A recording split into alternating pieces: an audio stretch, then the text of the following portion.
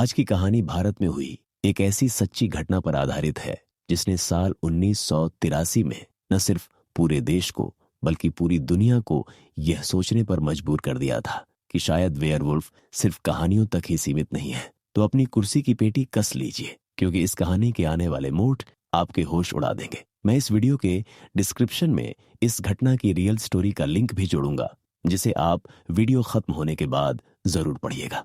तो hello guys, मैं हूं मनोज और चलिए शुरू करते हैं एक और डरावने एपिसोड को। साल 1983, कर्नाटक का एक छोटा सा इलाका पवगढ़।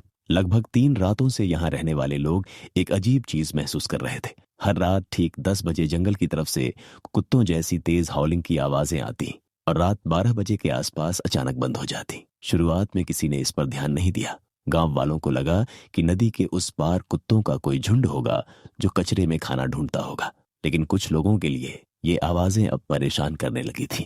आखिरकार गांव के मुखिया रमेश गौड़ा से शिकायत की गई। रमेश ने फैसला किया कि अगली सुबह सभी लोग मिलकर नदी की सफाई करेंगे। अगले दिन नदी के किनारे पूरा गांव इकट्ठा हो गया। वहां आनंद थे, जो एक स्कूल टीचर थे, भीमप्पा जो हट्टे कट्टे लोकल इंसान थे और जिन्हें पीना बहुत पसंद था, और रवि जो पवगढ़ के कांस्टेबल थे। गांव वालों ने मिलकर एक ही दिन में नदी का आधे से ज्यादा हिस्सा साफ कर दिया। शाम होते होते लोग घर लौटने लगे। कुछ लोग रात तक काम करना चाहते थे, लेकिन रमेश की नजर नदी के उस पार मौजूद घने जंगल पर पड़ी। अंधेरे में वह जंगल कुछ ज्यादा ही डरावना लग रहा था, इसलिए रमेश ने सभी से कहा कि अब सब सीधे घर चलें। रात में बस कुछ ही गांव वाले बचे थे और वे साथ साथ वापस लौट रहे थे। तभी अचानक अंधेरे में एक तेज चीख गूंजी। आवाज नदी के पास बनी एक झोपड़ी से आ रही थी।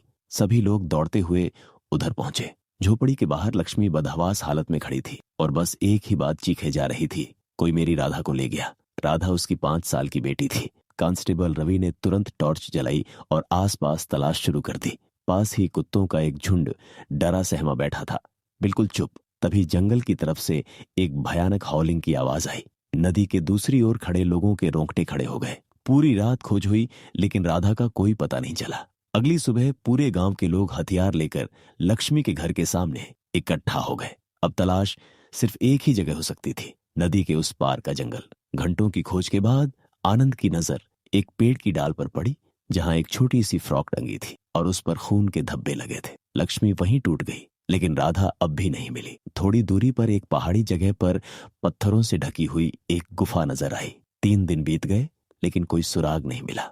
लोगों ने मान लिया कि शायद यह किसी जंगली जानवर का हमला था, लेकिन हर रात हॉलिंग की आवाज फिर भी आती रही। चौथी रात एक और बच्ची मीना गायब हो जाती है। भीमप्पा दौड़ता हुआ आता है और कांपती आवाज में कहता है कि उसने एक बहुत बड़े भेड़िए को 2 पैरों पर दौड़ते देखा है। गांव वाले इसे नशे का वहम समझकर टाल देते हैं, लेकिन न मीना का कोई सुराग मिलता है और न ही खून के निशान। अब गांव में अफवाह फैल जाती है कि यहाँ कोई आदमखोर भेड़िया है। कुछ ही दिनों बाद आनंद के घर हमला होता है। उसकी पत्नी गंभीर रूप से घायल हो जाती है और उनकी बेटी भी गायब हो जाती है। इस बार कई गांव वालों ने उस प्राणी को देखा था, एक विशाल बालों से भरा हुआ भेड़िया जो कभी 2 पैरों पर और कभी 4 पैरों पर दौड़ रहा था। अब बात काले जादू और तांत्रिकों तक पहुंच जाती है। कहा जाने लगा कि पास के मध्यशिरा जंगल में तांत्रिक रहते हैं जो नरबली करते हैं। डर पूरे गांव पर छा चुका था। 4 हफ्तों में 4 बच्चियां गायब हो चुकी थीं। तब मुखिया रमेश ने एक योजना बनाई कि सभी बच्चियों को एक ही घर में सुरक्षित रखा जाएगा और कड़ा पहरा दिया जाएगा। कुछ दिनों तक शांति बनी रही। फिर एक दिन गांव में एक बूढ़ा बाबा आता है और कहता है कि यह सब गांव के ही किसी इंसान की करतूत है। शक का माहौल बन जाता है और लोग एक दूसरे पर इल्जाम लगाने लगते हैं। उसी बीच रमेश के घर से एक और बच्ची गायब हो जाती है और बाबा भी अचानक गायब हो जाता है। तब सबको समझ आ जाता है कि वही तांत्रिक था। गुस्साए गांव वाले जंगल में जाकर उस गुफा को ढूंढते हैं। पत्थर हटाए जाते हैं और अंदर का नजारा देखकर सबके होश उड़ जाते हैं। जानवरों के कटे हुए सिर, हवन की राख, खून से सनी दीवारें और बच्चियों के कपड़े। तांत्रिक वहां से पहले ही भाग चुका था।